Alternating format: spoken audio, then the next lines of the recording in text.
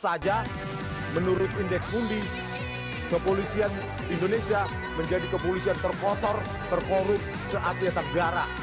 Kalau menurut saya pribadi, kepolisian Indonesia adalah kepolisian terkotor, terkorup sedunia.